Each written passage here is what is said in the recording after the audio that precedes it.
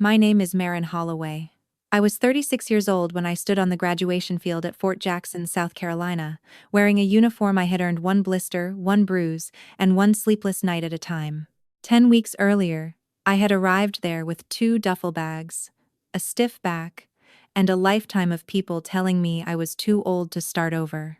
By graduation morning, I could disassemble my weapon with shaking hands, march until my legs stopped arguing, and stand still while the April sun pressed down on the back of my neck like a hand. There were more than 200 of us in formation that morning. Families filled the bleachers behind the field, waving little flags, holding flowers, calling names before they were supposed to. I could hear mothers crying. I could hear fathers whistling. Somewhere behind me, a child yelled, "That's my mom." I looked once. Section C. Row 4. Seats 12, 13, 14, and 15. I had sent those exact numbers 6 weeks earlier to my father, Lowell, my stepmother, Celia, my stepsister Brielle, and my stepbrother Travis. All 4 seats were empty. After the ceremony, the field broke open into hugs. Soldiers vanished into families. Cameras flashed. Someone's grandmother was sobbing into a pressed uniform sleeve. I stood there holding my certificate with both hands because I did not know what else to do with them. Then my phone buzzed. Not from my father. Not from Celia. From Graham. "I'm proud of you. I'm already on the road." He was driving 14 hours from Kansas because he said no one who finished something that hard should have to walk back to a hotel alone. At the time, I thought the empty seats were the worst part. I was wrong. 3 weeks later, Celia would text me demanding $21,000 for Brielle's wedding. And that was the day I changed every lock. Please subscribe to support the channel. I bet your phone battery is at 20% right now, right? If that's true, type 5. If not, type 8. Let's see whether I got it right. Alright, enough talking. Let's begin the story. To understand why Celia's message did not surprise me, you have to understand the house I came from and the quiet way people can train you to accept less before you ever realize you are being trained. My father, Lowell Holloway, was not cruel in the loud, obvious ways. He did not throw plates or slam doors hard enough for the neighbors to hear. He owned a small heating and air conditioning repair shop in Topeka, the kind of place people called when their furnace quit at midnight in January. Around town, he was dependable. He remembered which elderly customers needed filters changed before winter. He waved in church parking lots. He paid his invoices on time. To strangers, my father was steady. To me, he was mostly tired. And tired became his excuse for everything. My mother died when I was 16. By the time I was 17, Celia Sutton had become Celia Holloway, and she moved into our home with Travis, already 15, and Brielle, 12, and treated like porcelain. Celia had the confidence of a woman who had already decided where every person in the house belonged. Travis was misunderstood. Brielle was sensitive. My father was overworked. And I was mature. That was the word they gave me. Mature. At first, I thought it was a compliment. I thought it meant they trusted me. I thought it meant they saw strength in me, something solid enough to lean on. It took me years to understand that in our family, mature meant I could wait. I could wait for new shoes. I could wait for help with school fees. I could wait for someone to ask how I was doing. Brielle's disappointments were emergencies. Travis's mistakes were complicated. Celia's feelings were fragile. Mine were manageable, mostly because no one ever stopped long enough to manage them. Celia had a gift for making selfishness sound like wisdom. She spoke softly, usually with one hand pressed to her chest, as if every sacrifice in the house had passed through her first. "Family means giving grace," she would say, right before asking me to give up something no one else had been asked to surrender. My father would stand beside her, rubbing the back of his neck, looking at the floor. "Marin," he would say, "you know how Celia gets." That sentence did more damage than yelling ever could have. It taught me that peace mattered more than truth. It taught me that if Celia was upset, the fastest solution was for me to become smaller.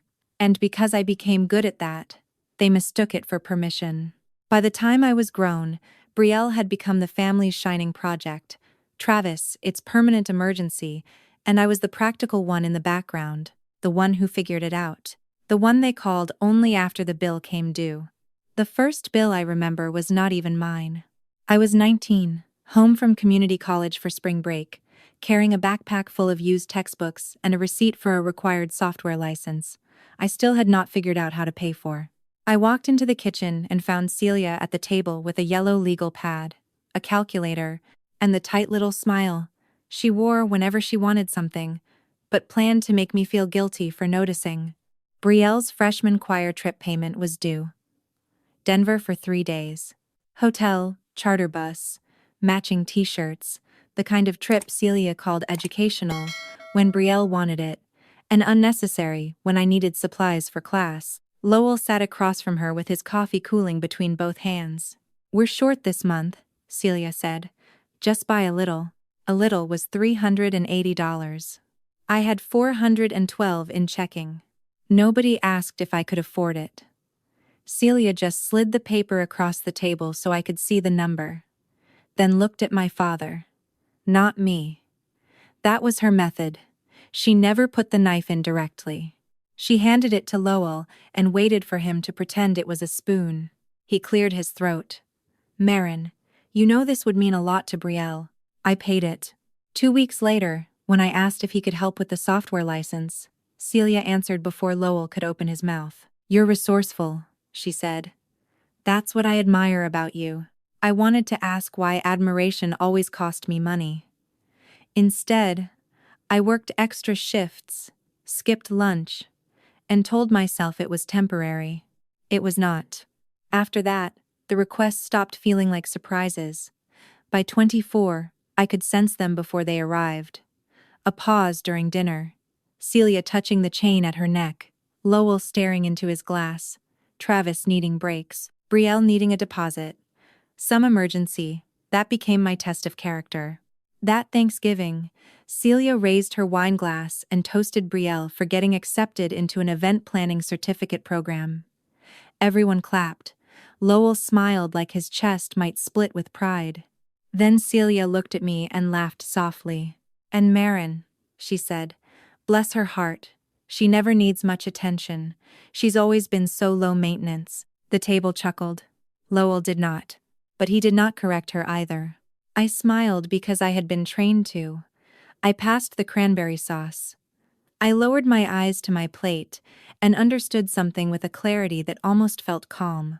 They did not love my independence. They depended on it. Once I understood that, I wish I could say I stopped. I did not. That is the part people outside a family like mine never understand. Realizing you are being used does not mean you suddenly know how to leave. Sometimes, you can see the cage clearly and still keep walking back into it because your father is standing inside, looking tired, asking you not to make things harder. After community college, I transferred into a state university program and finished my degree at night, while working days in medical supply coordination. By 30, I was managing delivery schedules for 3 outpatient clinics outside Kansas City, making sure gloves, wound care kits, IV tubing, and oxygen supplies arrived before someone opened a cabinet and found nothing there. It was not glamorous work, but it suited me. Details mattered. Timing mattered. Records mattered. I was good at keeping systems from falling apart. Maybe that was why my family kept handing me theirs. I met Graham Ellis at a hospital loading dock during an ice storm. He was there with the power crew repairing a backup generator, standing in freezing rain with a flashlight between his teeth, calm as a man changing a bulb in his own kitchen. He had served 6 years in the National Guard, and there was a steadiness about him I trusted before I knew his last name. He did not rush me. He did not treat my silence like a problem to solve.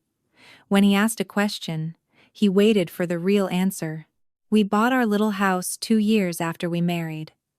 3 bedrooms, a narrow porch, and a maple tree that dropped leaves straight into the gutters every October. It was not impressive. Celia called it practical, in the voice she used for things she considered beneath Brielle.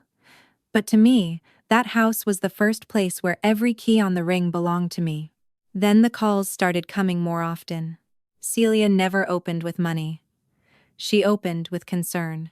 Your father's been under so much stress. Or, I hate even bringing this up. Or, we wouldn't ask if there were another option. There was always another option. It was just never Brielle. Never Travis. Never Celia's savings account. So, I sent $525 the first month. Then the next. Then the next. Until the transfer felt as ordinary as the electric bill. When Brielle's credit card got temporarily out of hand, I paid $4,800. When Travis needed his transmission repaired, I sent $2,200. When Celia said my father was embarrassed about the homeowner's insurance, I covered $1,350. No one called it borrowing. No one called it debt. They called it family, which was easier, because family did not require receipts. The army did require receipts, in its own way. Every piece of gear had a number. Every room had a standard. Every mistake had a consequence. No one tried to dress up as love. At Fort Jackson, nobody cared that I had always been the reliable one. Nobody asked whether Celia was upset. If my bed corner was wrong, it was wrong. If my boots were muddy, they were muddy. There was something almost merciful about rules that did not pretend to be anything else. Basic training was hard, but it was honest. My knees ached during morning runs. My shoulders burned under the weight of my ruck. I learned to fall asleep in minutes, because minutes were all we had. I also learned that a drill sergeant could spot homesickness from across a field. On Sundays, when we were allowed short phone calls, I tried to call home. The first time, Celia answered on speaker. I could hear plates, laughter, and the bright noise of a house that had not paused because I was gone. "How's training?" she asked. I said, "It's intense." Before I could explain, she said, "Brielle found the most beautiful venue in Aspen. Marin, you would not believe the mountain view." After that, the calls became updates about flowers, deposits, dress fittings, menu tastings, and whether rustic gold looked better than champagne beige. Lowell came on the phone once. He told me to listen to my instructors and not get hurt. Then Celia took the phone back because Brielle needed an opinion on table runners. By week 6, I stopped expecting different. Family Day came on a warm Friday morning. Families crossed the grass with coolers, cameras, and arms already open. I stood near the edge of the field with my hands behind my back, pretending to study a tree line I had already memorized. Sergeant Alma Keene found me there. She was not sentimental. She did not ask if I was okay. She simply looked at the empty space around me and said, "Holloway, come with me." She walked me to another recruit's family. A woman with silver hair and sunburned cheeks handed me a paper plate before I could refuse. "You earned a family table today, sweetheart," she said. I sat down with strangers and ate a turkey sandwich wrapped in wax paper. Halfway through, my phone buzzed. Celia had posted a picture in the family chat. Brielle stood inside a sunlit wedding venue, smiling beneath wooden beams and white flowers. The caption read, "Big day for our girl." I looked at that message, then at the woman beside me, passing lemonade like she had known me for years. For the first time, I wondered if family was not who claimed you. Maybe it was who noticed when you were missing. Graduation morning came with a sky so bright it almost looked polished. I woke before the alarm, already hearing commands in my head before anyone gave them. After 10 weeks of being told when to stand, move, speak, eat, sleep, and breathe, no one had to tell me to be ready. I had been ready for years, I just had not known what for. My uniform felt heavier that day. Not uncomfortable, meaningful. I checked the seams, brushed a speck of dust from my sleeve, and thought about the woman I had been when I arrived at Fort Jackson, tired, angry in places I did not have names for. Still half convinced that if I became impressive enough, someone back home would finally notice without needing a bill attached. On the field, we formed up under the April sun. The band played, officers spoke, Families cheered from the bleachers at the wrong moments and laughed when they realized it. I kept my eyes forward until I could not help myself. I did not need to count the seats again. I knew exactly where they were supposed to be. That empty space sat in the middle of the crowd, like a missing tooth. I did not break formation. I did not lower my head.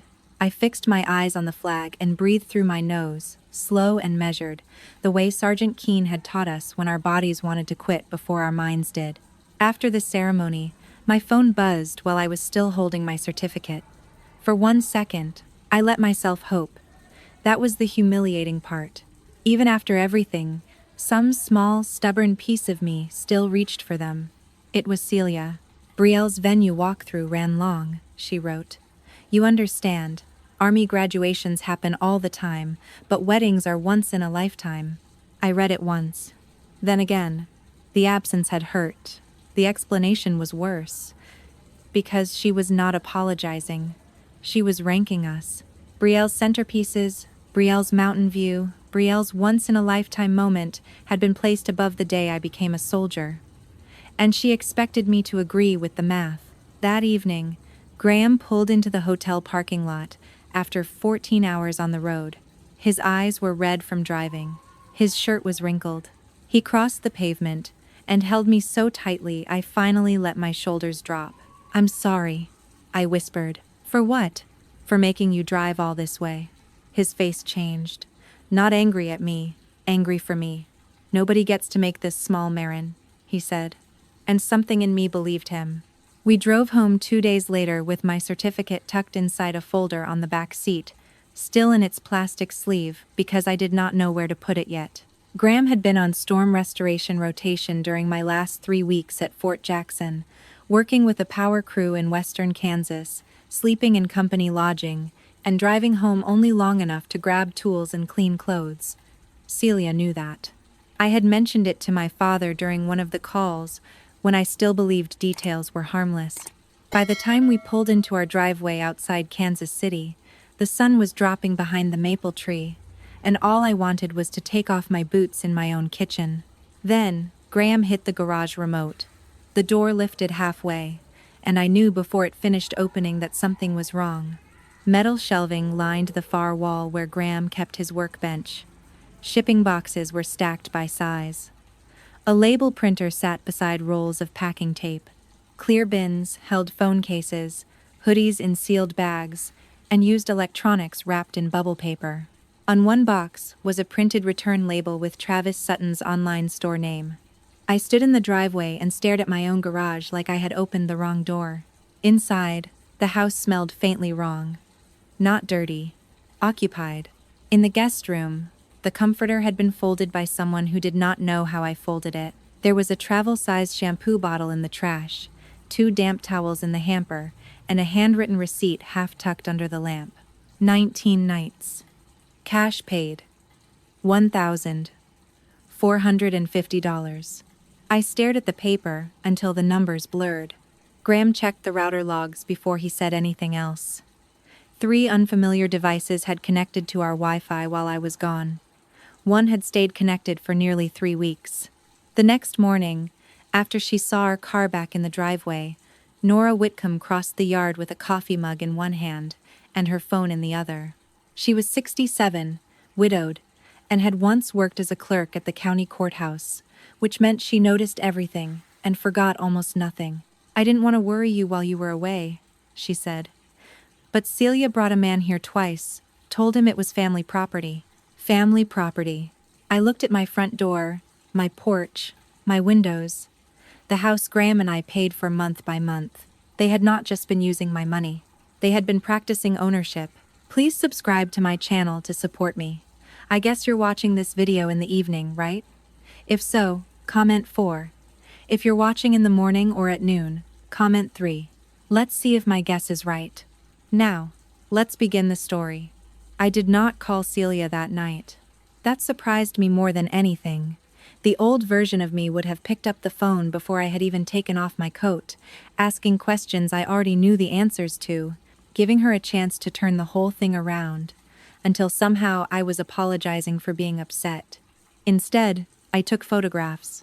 The garage, The boxes, the label printer, the receipt, the towels, the shampoo bottle, the router log. Graham exported to a PDF because he knew I would need something cleaner than screenshots if this ever became serious. Nora sent me 2 clips from her porch camera. Celia walking up our front steps with a man in a gray jacket, Celia pointing toward our side gate, Celia laughing like she was showing him a vacation rental. I saved everything. Then, 3 weeks after my graduation, while I was sitting at the kitchen table with my laptop open and a folder named House Documentation on the desktop, my phone lit up. Celia. Marin. Brielle's final wedding balance is due Friday. We need $21,000. Your father is embarrassed to ask, so I'm asking for him. I read it once. Then I set the phone flat on the table and looked around my kitchen. The kitchen Graham and I had painted ourselves one Saturday in July. The kitchen where I kept my mother's old mixing bowl on the top shelf because it was one of the few things I had left from before Celia. The kitchen Celia had apparently walked through with a stranger while I was crawling through red clay in South Carolina. There was no apology in that message. Not for missing graduation, not for the garage, not for the guest room, not for using my house like a spare property in Celia's personal inventory. Just $21,000. I opened a spreadsheet and started typing. $525 a month for 22 months. $4,800 for Brielle's credit card. $2,200 for Travis's transmission. $1,350 for Lowell's insurance. Smaller things too. The ones I had almost forgotten because guilt has a way of making money disappear quietly. Birthday deposits. Emergency groceries. A plane ticket Celia said Travis would repay. The total came to $19,900. I stared at that number for a long time. Then I opened Venmo. I typed in Celia's name. I entered $21. In the memo line, I wrote, "For the seat you didn't use." My thumb hovered over the button. For once, I was not shaking. I pressed send, closed the app, and placed the phone face down beside the folder. The first call came less than 4 minutes later. I did not answer. The second call came from Lowell, the third from Brielle. Then my phone stopped ringing and started buzzing in a different rhythm, the fast, angry pulse of a group chat realizing it had found a fire. Brielle had taken a screenshot of my Venmo payment and dropped it into the Holloway family thread. $21. For the seat you didn't use. No explanation, no context, just the image, placed there like evidence at a trial she thought she was winning. Celia wrote first. "After everything this family has done for you, this is cruel." Travis followed with a laughing emoji and, guess basic training turned Marin into a dramatic soldier girl. Brielle sent 3 paragraphs about how I was trying to punish her for being happy, how weddings were stressful, how I had always made her feel guilty for needing more support. I read that sentence twice. Needing more support. It was such a clean little phrase for taking and taking until the person giving had nothing left but a receipt. Aunt Lorna's name appeared, then disappeared. She was my mother's younger sister, and she rarely spoke in that chat. I imagined her typing, stopping, thinking better of it. I did not blame her. In our family, silence had always been safer than honesty. I still did not respond. Instead, I scrolled. Not down. Up. Past Brielle's engagement photos. Past Travis asking if anyone had a spare cooler. Past Celia posting links to centerpiece ideas. I scrolled through years of messages, with my thumb moving slowly. The way you search a drawer for something sharp you know is in there somewhere. I found it from the previous winter. Celia to Lowell, sent at 10:42 p.m., probably meant for him privately but posted in the family thread by mistake. Don't worry. Marin always pays when we make it about you. I stopped breathing for a second. Not because I was surprised. Because I was not. That was the part that hurt. Some part of me had known. I had felt the shape of it every time Celia said my father was embarrassed. Every time Lowell sighed into the phone. Every time a family emergency arrived dressed in his tired voice. But seeing it written out made it different. It made it usable. I took a screenshot. Then another, with the date showing. I sent both to Graham, who was sitting across from me at the same table, watching my face more than his own phone. He read them and went very still. "Print it," he said quietly. So I did. That night, the folder on my desktop got a new name: Holloway Documentation. And for the first time in my life, I stopped trying to prove I was hurt. I started proving what happened. The next morning, I did not go to work. I called my supervisor, told her I had a property issue at home, and used one of the personal days I had been saving for something happier. Then I called a locksmith before I called anyone in my family. That felt important. For once, I handled the problem before giving the problem a chance to explain itself. The locksmith arrived at 10. 17 inches, a white van with a cracked windshield and a toolbox that looked older than me. His name was Dennis. He did not ask questions when I told him I wanted every exterior lock changed. He just nodded, walked the perimeter with Graham, and started with the front door. The old deadbolt came out with a hollow metal sound. I stood in the hallway and watched it drop into Dennis's palm. A small, ordinary thing. Brass and screws. Nothing dramatic. But my chest loosened when I saw it removed from the door. Graham changed the garage keypad, while Dennis worked on the back entrance. Then he reset the doorbell camera, the Wi-Fi password, the smart thermostat, and the code to the little lockbox in my office where we kept documents. He moved calmly, but I knew him well enough to see the anger in the way he checked each setting twice. When he went out back to test the side gate, he stopped near the porch planter. "Maren," I knew by his voice. He reached into the soil behind the ceramic pot and pulled out a key wrapped in plastic. Not the spare I had given Lowell years ago. That one had a blue rubber cap. This one was plain silver, freshly cut, hidden where someone could find it without knocking. I held it for a long moment. Then I set it on the kitchen table beside the folder. After Dennis left, I walked through the house slowly. Front door, back door, garage, office. Every lock answered to us now. Every code belonged to us. It should not have felt revolutionary to control entry into my own home, but it did. At 2:36, I sent one text to Celia, Lowell, and Travis. "Your belongings are documented and boxed. You have 5 days to arrange supervised pickup during daylight hours. No one enters my home without written permission." Celia answered in under a minute. "Your home? That house only exists because family helped you." I looked around the kitchen Graham and I had painted, the floor we had paid to refinish, the mortgage that came out of our account every month. Then I typed back, slowly, so there would be no mistake. "No, this house exists because I paid for it." I set the phone down. For the first time, the silence that followed felt like mine. Celia waited until the 3rd day. Not the 5th, because waiting until a deadline would have meant respecting it.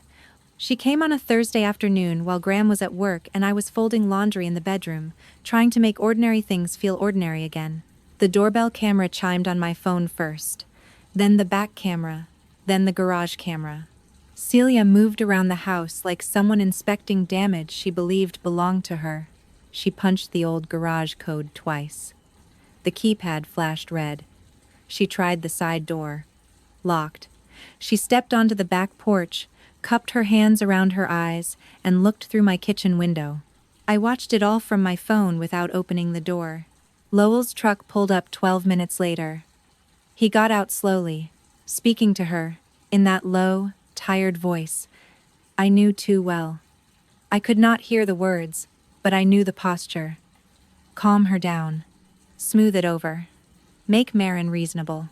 Then Celia took out her phone and called the police. Officer Dana Merritt arrived with another officer 20 minutes later.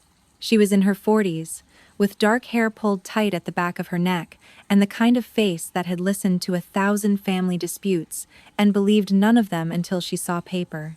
"Ma'am," she said when I opened the door, "we received a complaint that you changed locks on shared family property and are refusing to return belongings. Come in," I said. My voice did not shake. That surprised me. Graham arrived 6 minutes later, still in his work pants, carrying the printed folder from his truck because he had made a second copy. We laid everything on the dining table in order. The deed showing the house belonged to Graham and me. The mortgage statement. Photos of Travis's inventory in our garage. Photos of the guest room. The handwritten receipt for 19 nights. Nora's camera stills. The hidden key. My 5-day pickup notice. Celia's text demanding $21,000. The spreadsheet showing $19,900 I had already sent over the years. Officer Merritt read in silence. Celia stood by the doorway with her arms crossed, waiting for outrage to arrive on her behalf. It did not. Finally, Officer Merritt looked up and said, "Mrs. Holloway, this is not your property." Celia blinked. "I'm her stepmother. That does not give you access rights." Lowell looked at the floor. Of all the things he had done, that almost made me laugh. Even then, even there, he chose the floor. Officer Merritt closed the folder gently. "If you return without permission," she said to Celia, "this may become a trespassing issue." For the first time since I had known her, Celia had nothing polished to say. After Officer Merritt left, Celia stood on my porch for almost a full minute, staring at the closed door like it had betrayed her. Lowell did not knock again. He did not call my name. He helped her into the truck, walked around to the driver's side, and drove away slowly, as if leaving quietly could make the whole thing less true. That night, my father called. I let it ring twice before I answered, not because I was eager to hear his voice, but because I wanted to know which version of him would show up. The father, the husband, the tired man. The man who had watched a police officer tell his wife no, and still looked at the floor. "She's been crying all evening," he said. "No hello, no apology. Celia feels like you treated her like an outsider." I stood in the kitchen with one hand on the counter. Graham was in the living room, giving me space without leaving me alone. I stood at my army graduation and felt like an outsider in my own family. I said, "You didn't cry over that." The line went quiet. Then Lowell sighed. That old, familiar sound. The one that used to make me rearrange myself around his discomfort. "Marin, can't you just let this go?" "No," I said. "Not this time." Brielle's wedding happened 2 weeks later. I did not go. I did not send a gift. I did not send money disguised as peace. For the first time in my adult life, I let an event happen without volunteering my wallet, my guilt, or my silence. Travis came for his things the following Saturday. Graham stood in the garage. Nora sat on our porch with coffee, pretending to read a paperback while noticing everything. Travis avoided my eyes as he loaded boxes into his SUV. He muttered once that this was all dramatic. I said, "Then you should be relieved, it's over." He had no answer. A few days later, Aunt Lorna texted me. Just one message. "Your mother would have been proud of the woman you became." I read it 3 times on the back porch, while Graham replaced the old porch light. The maple leaves were moving softly above the gutters. Inside the house, every door was locked, but nothing felt closed in. That evening, I opened the kitchen cabinet, where a small brass hook still hung inside the frame. It had held my father's spare key for years. I unscrewed it with a screwdriver, held it in my palm for a moment, then dropped it into the trash. It made almost no sound. But peace is like that sometimes. Quiet, final, and locked from the inside. What Marin learned was not that family is unimportant. It was the opposite. Family matters so much that the word should never be used as a weapon. Real love does not need a spare key to prove it belongs in your life. It does not walk into your home without permission, empty your bank account, dismiss your achievements, and then call you selfish when you finally say no. Love shows up. Not only when there is money to borrow, a favor to demand, or a sacrifice to collect. Love shows up when your name is called, when your chair is empty, when the moment matters to you, even if it does not benefit anyone else. Sometimes, the hardest boundary to set is not with a stranger. It is with the people who raised you, the people who know exactly which guilt to press, which wound to reopen, which sentence will make you doubt yourself. But peace often begins the moment you stop explaining your pain to people who already understand it and choose to use it anyway. Marin did not change the locks because she stopped caring. She changed them because caring had been used against her for too long. She learned that forgiveness does not mean giving people unlimited access. Loyalty does not mean abandoning yourself. And being strong does not mean carrying everyone who refuses to stand on their own. If this story touched something in you, tell us in the comments. Have you ever had to set a boundary with someone who kept calling their control family? Share your thoughts below. Your story may be exactly what someone else needs to hear today. And if you value stories about quiet strength, family betrayal, healing, and finally choosing yourself, please like this video, subscribe to the channel, and turn on notifications so you do not miss the next story.